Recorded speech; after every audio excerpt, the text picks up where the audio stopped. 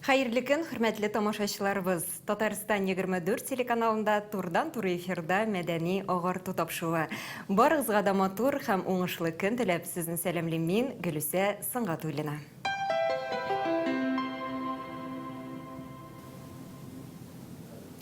Бу көннәрдә Татарстанның атказанган артисты Галиәскәр Камал исемендәге Татар дәүләт академия театры актеры Фәнис Сафин үзенең 50 яшьлек юбилеен билгеләп үтәчәк.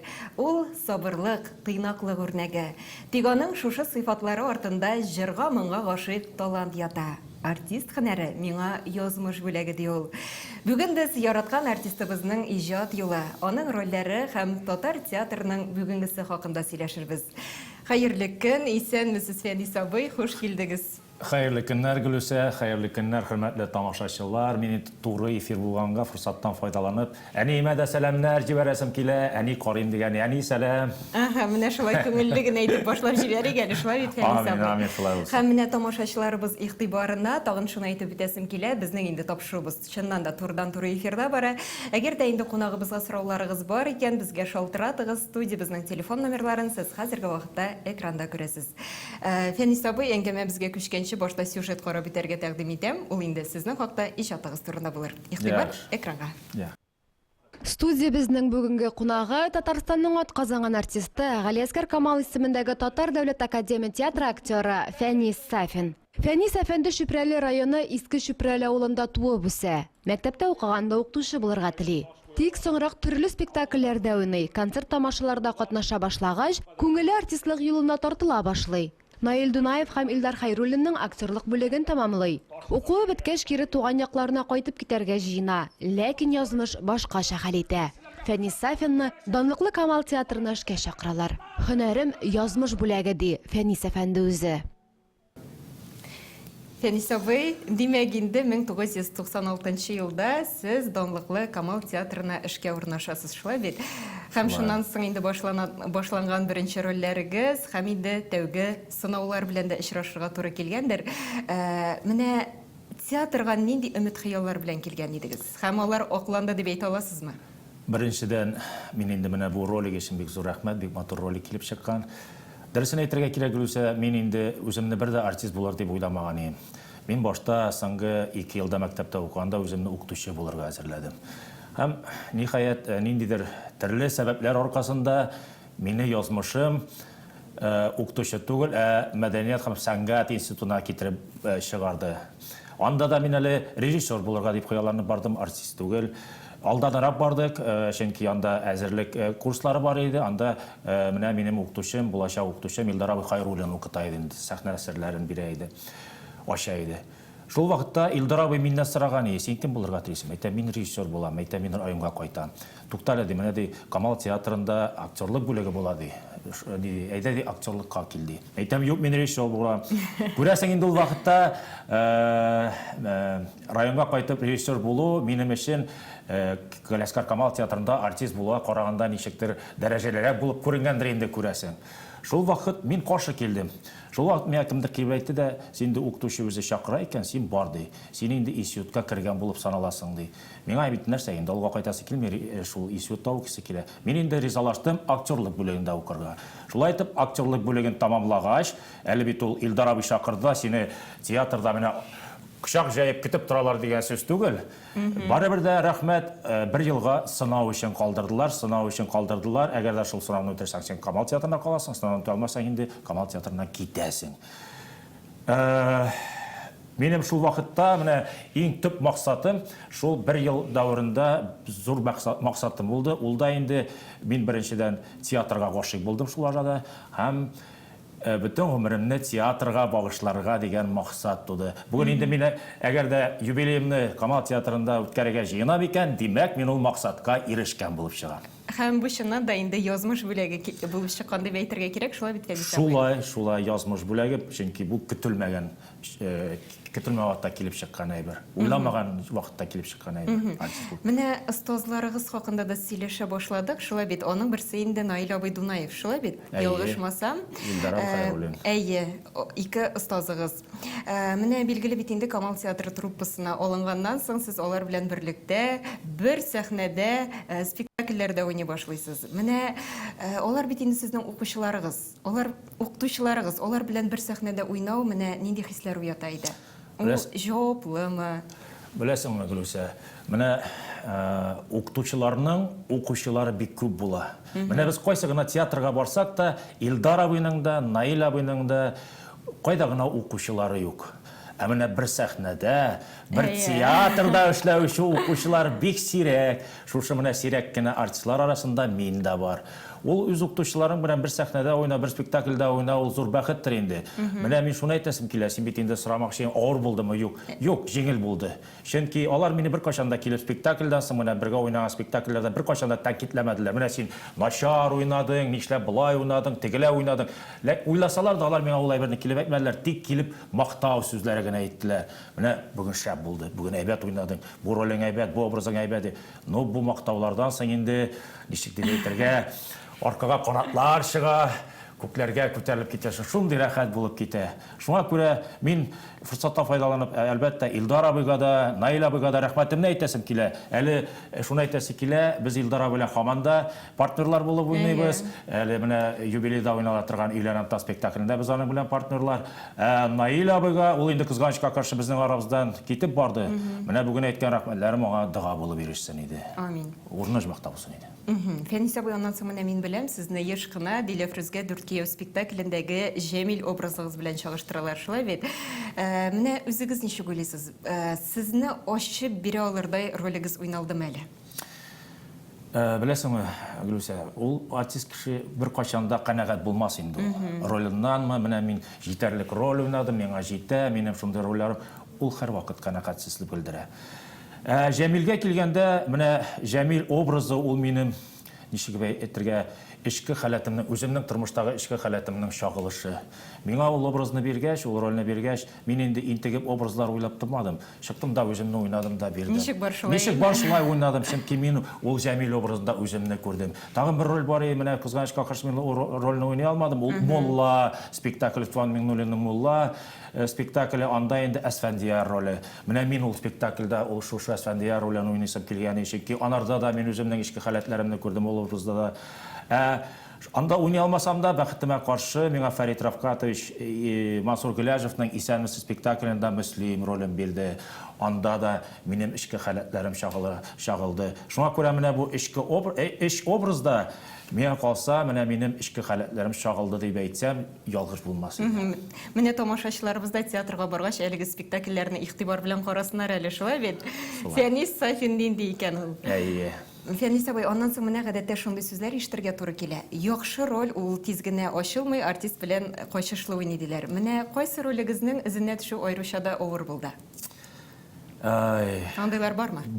Безгә һәрбер образны тудыру бик авыр була инде. Мин әйтмәсем, менә бу образны җиңел булды, авыр булды дип.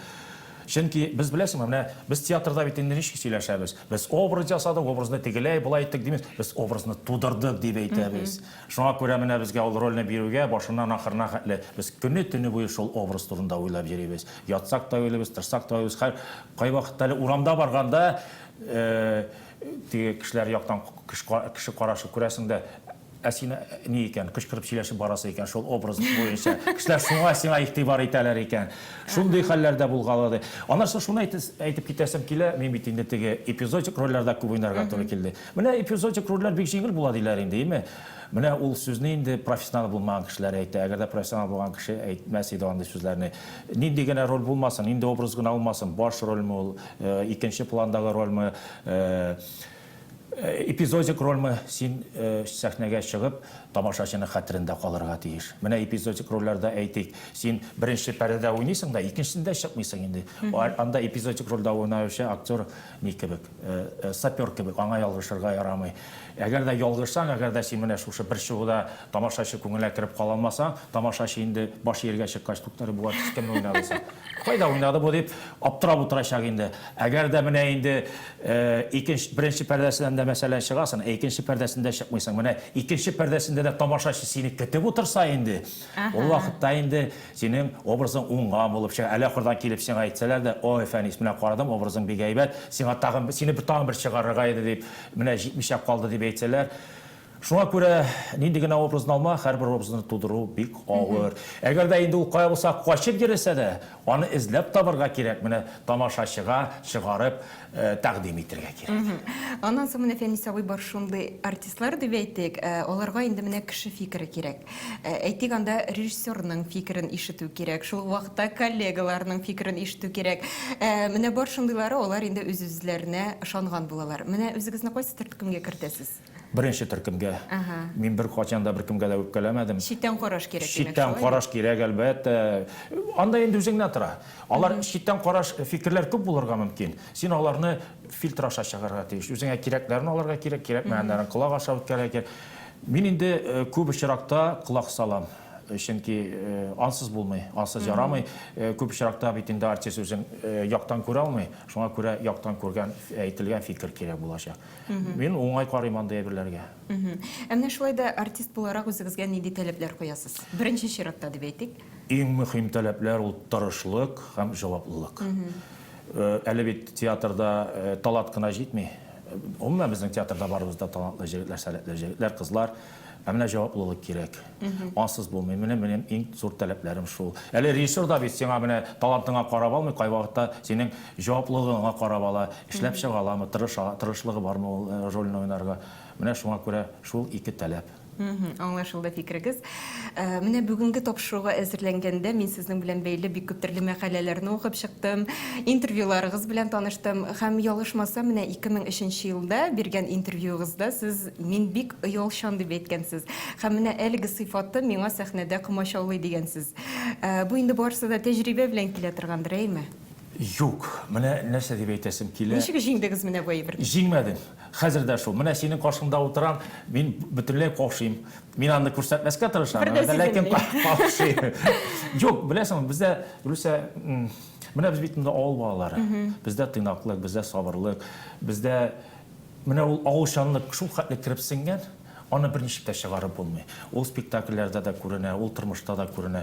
Шуңа күрә менә ул вакытта 2005 елда әйтелгән әйберләр, алар барсы да миндә саклана.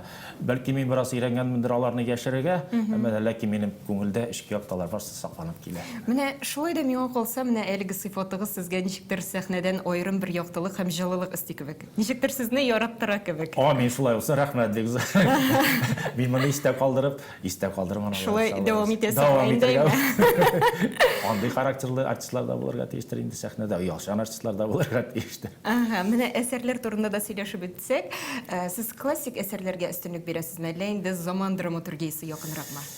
Үсә мин гомумән артист буларак рольләргә бик саран кеше. Мин һаман рольләр миңа биреп бетермәделәр шикелле тоела. Шуңа күрә, әгәр дә режиссерыбыз миңа нинди булса да кайсыдыр классик әсәрдәнме яки заман әсәреннәнме роль бирә икән, мин аны рәхәтләнеп ул роль өстендә башлыйм, эшләүгә алынам.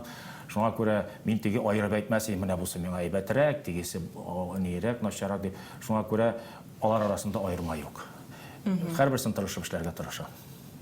Иң мөһиме нәтиҗә булсын, шулай. Нәтиҗә булсын, тамашачы күңеленә кереп калсын. Фәнис абый, менә әйтеп уздык, димәк инде бик тиздән Камал театрында сезнең юбилей кичәгез узачак. Менә гомер бәйрәмегезгә нинди хисләр белән керәсез? Дулкынлану бармы? Бар, әлбәттә, дулкынлану бар. Чөнки әйтәм бит, без инде студент вакытта да менә бөтен театрның бөтен почмакларын айкап йөргән вакытта, миңа менә театрда кайчан булса да 50 яшь тулыр дип беркем дә уйламаган, уйламыйсың да. Менә ниһаять миңа 50 яшь тулды. Әлбәттә, шатлыклы. Беренчедән мин Камал театрында Татарстанның Гүзек қашы. Академия театрында артист болып эшлейм. Исемем бар, Аллаға шүкір. Барыбір коллективта өзіме қарата нендер ихтирам сезем, өзіме қарата жылы мөнәсәбәтләр сезем. Бу бит инде бәхет, өзі зур бәхет. Шуңа күрә мин зур шатлык белән керәм бу юбилейга. Аннан соң менә юбилейга шулсы да сөендерә, юбилейга әзерләнгән вакытта инде мин бик борчылып калдым. Теге билгеле булгач, көне билгеле булгач, аптырап калдым, куркып калдым. Шунда да администрациялар әйтәләр, син дә борчыласың. Без барысын да үз өстебезгә алабыз, тынычлар, син әнә спектакльне чык та уйна. Шундый вакытта ничек инде менә шундый театрда бәхетле булмыйсың. Әйе шул. Бу минем өчен зур бәхет. Анан соң барбыр шуны да әйтеп битәргә кирәктер. Менә Камал театры ул инде шәхесләренә карата бик игътибарлы шулай бит. Һәрберсенең юбилеен моторлап, зурлап уздыра. Әфәрин дип кенә әйтәсе килә. Аллаһ шөкер, Аллаһ. Фәнис абый, менә юбилейгыз уңайыннан безнең хәбәрчебез махсус сюжет әзерләде. Карабызыйк әле. Игътибар экранга. Әйдәгез. Татарстанның атказанган артисты Фәнис Сафинга 50. Бик тиздән ул күркәм юбилеен Камал театрында билгеләп үтәр. Шушы уңайдан хезмәттәшләренең дә әйтер сүзләре, җиткерер теләкләре бар.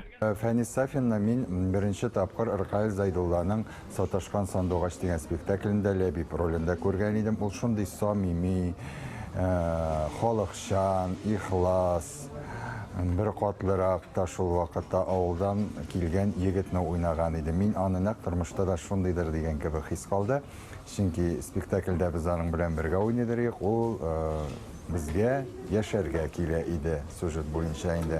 Менә шул Казанда яшәгән вакытта инде ул бөтенләй авыл күзаллавы белән Казан шәһәр күзаллавының бәрелешен бик оста чагылдыра ала иде. Шунда мин игътибар иттем аның әле тагы драматик кичерешләргә дә бай артист булуын. Инде кара рәхмәт булсын, инде түлибез дидем ишенде, түлибез. Иртәгә үк акчасын спалга алырсыз. Нәрсә аңламаган булып кыларасыз инде. Фәнис абыйны беренче тапкыр укырга килгәч, театрда укый башлагач, беренче курста безне Казан сүлгесе дигән спектакльгә массага керттеләр. Ул безнең анда әйдәманыбыз булды. Аның шундый тавышы безгә безләр аны белмидек ул вакытта. Менә Фәнис Сафин дип әйттеләр. Аның тавышы көр. Аның хәзер дә тавышы шундый көр. Шунда мин аңа бик сокланган идем. Анасы саткан шел булды инде шул авызларын, телләрен. Шул җыпкы икән онытмайын дип беләсеңдер. Фәнис абый, менә без театрга килдек кенә, мин аны хәтерлим. Ул бик матур роль башкарган иде. Диләфрүзгә 4 кияүдә. Төп рольне уйнады ул, Ямил ролен. Бик матур җырлап, шундый инде, лирик роль. Һәм минем өчен ул анда ачылды, актер буларак. Тагы да менә икенче яктан аны ачты Илгиз Зәйниев Галия Бануда кичкенә генә эпизод рольдә уйнады ул. Әмма дә ләкин аны шундый җитди башкара иде, бик кызык, шундый эпизодик роль иде аның. Пластикасы да бөтенләй икенче төрле инде. Саклап килгән өчен алды. Сез ишеттегезме? Аксакта җыелы. Солдаттан ничәмен биреп калды? Ничәмен биреп калды? 5000 дип була, 5000. Шуннан да инде хезмәттәшләрдән менә шундый җылы сүзләр ишетү инде бу артист кеше өчен бик зур сөенечтер, шулай бит. Бердәм тату коллективта эшләү. Зур рәхмәт артистларга, рәхмәт шундый интервьюлар биргән өчен, бу минем өчен бик кадерле. Менә әйләнәм тат спектакленә әйләнеп кайтсак, әйтергә кирәк инде монда төп рольләрнең берсен, ягъни инде сез башкара торган рольне сез Рамил Вәҗиев белән чиратлашып уйныйсыз, шулай бит. Менә спектакль 2 составта чыкканда моның нинди уңай яклары һәм нинди тискәре яклары бар? Әгәр дә вакыт калса, бер әйбер сөйләмәкче булам. Бу инде әле эшли башлаган вакытта гына Марсель абый мине баскетболистка алды. Шул вакытта икенче состав итеп алды. Шулай сәхнә стәл артында эшләгәндә ул бик күп стәл артында эшләргә ярата. Шунда образда туа иде, шунда мөнәсәбәтләр дә туа иде. Без инде икенче состав киләбез дә утырабыз, бер нәрсә эшләмибез. И бу бер көнне әйдәгез әле чыгыгыз әле сез укыгыз. Без чыктык та инде икенче состав. Ничектер булай, өстен генә укып бирдек. Шунда кызып китте. Тіпті Марсел абының ең усал шақтарын бірінші тапқыр шында көрдім, қорқып қалдым. Сәз нәрсе, екінші состав, бірінші составқа құрағанда да әзір болырға тейіш, ол бүгін міне сәхнәге шығып ойна берге тейіш деп бізді бик қатарлады. Тағын енді де сөздәштелегендер енді міне шул бик қаты бәғірге сіңіп қалған. Шуңа көре меңа бүгінгі сікінде екінші план рөлде, бірінші планда yok. Мен әгерде екінші план түгіл не? Екінші состав. Екінші состав. Екінші составта yok, бірінші составта yok. Шуңа көре мен енді екінші составта болсам да, әр вақыт сәхнәге шығып ойнарға әзір тұрам. Бұл енді міне мұның үшін енді Марсел абыға бек зор рахмет. Фәнис абый менә тапшырыбызны йомгаклап, театрга бәйле тагын нинди максатларыгыз, нинди хыялларыгыз бар? Білесіңме, менің мақсатым бір генә, менә тагын бір Марсел абының сүзләре искә төшә. Театр ул кеше белән бергә яралган. Әнә теге беренче кешеләр учак янында теге нидә биегәннәр, кычкырганнар, сөйләшкәннәр. Шул вакытта Марсел абый әйтә, менә кеше белән яралган театр шулай кеше белән генә, кешелек белән генә бетәчәк ди. Мин театр яшәр, Аллаһу бирсә бетмәс, театр булыр. Ләкин менә безнең театрга кагылышлы, Камал театрына кагылышлы, минем әйтәсем килә, ул һәр вакыт татар театры булып калсын иде. Ул театрда һәр вакыт татар спектакльләр уйналсын иде. Менә минем максатым, хыялым шул. Бик матур максатлар, бик матур хыяллар. Һәм чыннан да әйтергә кирәк, адәм буласын хыял яшәтә, матурлыкка омтылу яшәтә, бигрәк тә инде миңа калса иҗат кешесен шулай бит. Менә киләчәктә дә тормышыгыз матур мизгелләрдән торсын иде, зур рольләрдән торсын, һәм әлбәттә инде юбилейгыз гөрләп булсын иде. Һәм без тамашачыларны сезнең юбилей кичәгезгә чакырып калабыз, шулай бит. Амин. Рәхим итегез. Бик зур рәхмәт, Фәнис абый. Киләчәктә дә әйткәнемчә инде тапшырыбызда көтеп калабыз. Сау булышабыз. Амин. Сау булыгыз. Сау булыгыз. Хөрмәтле телевизор караучылар, инде бүгенгә шулар иде. Сезнең белән Гөлүсә Сыңгатуллина булды. Сау булыгыз. Киләсе очрашуларга кадәр.